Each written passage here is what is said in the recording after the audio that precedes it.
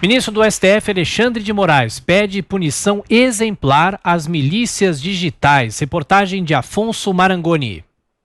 O ministro Alexandre de Moraes, do STF, reitera a necessidade de punir as milícias digitais e declara que as eleições no Brasil são muito caras. O magistrado, relator do inquérito das fake news no Supremo, avalia que as redes sociais permitem a influência de atores invisíveis. Em evento da Academia Brasileira de Direito Constitucional nesta segunda-feira, ele destacou a existência de uma pseudo-impunidade no país. O ministro Alexandre de Moraes cita a necessidade de punição exemplar para que a democracia não seja ameaçada. E ao não responsabilizarmos, isso pode acarretar um desbalanceamento na igualdade das eleições, um desbalanceamento na igualdade de competição. Alexandre de Moraes lembra que nesse ano foi vedada a coligação proporcional, chamada por ele de Jabuticaba Brasileira.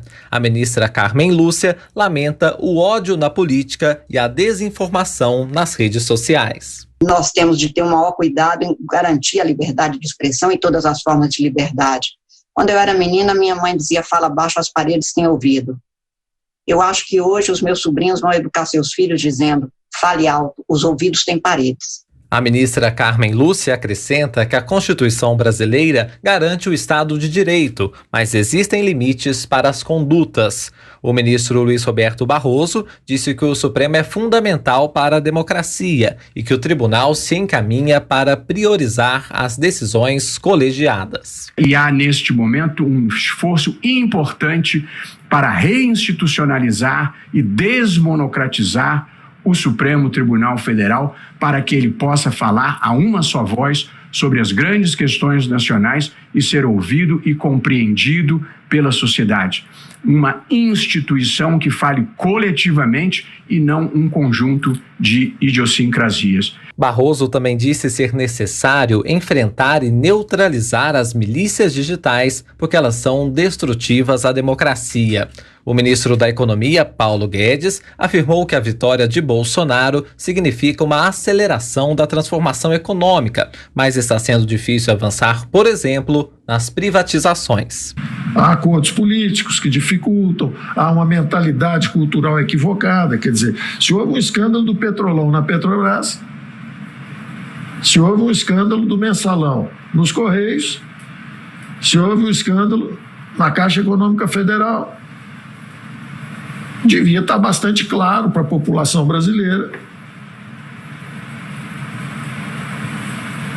que a governança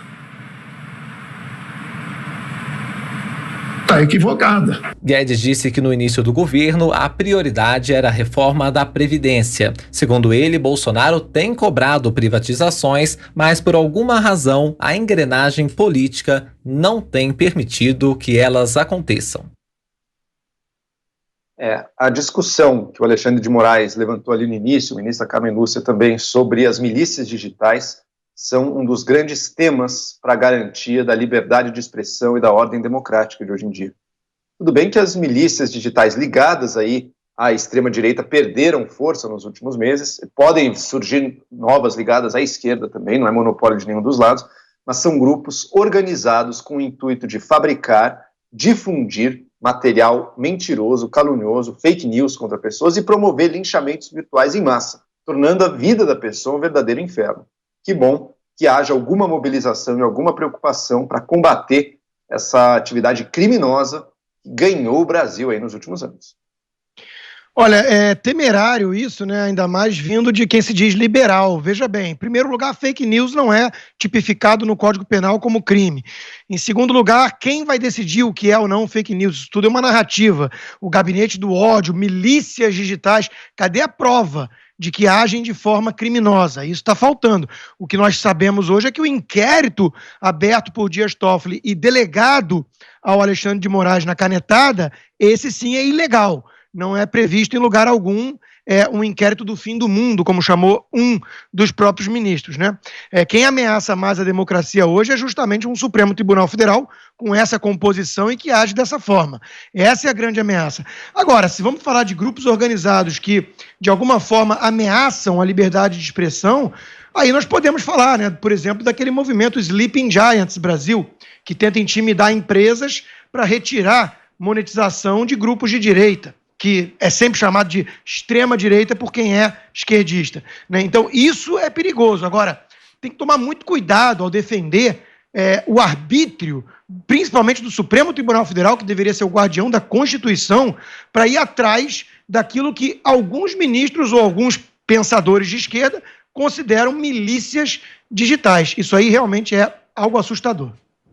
Olha, Rodrigo, se o Sleeping Giants começar a fornecer e a produzir, a difundir calúnias, acusações mentirosas contra você ou outros influenciadores de direita e promover linchamentos virtuais, você vai ter um ponto. Hoje em dia não é isso que eles fazem.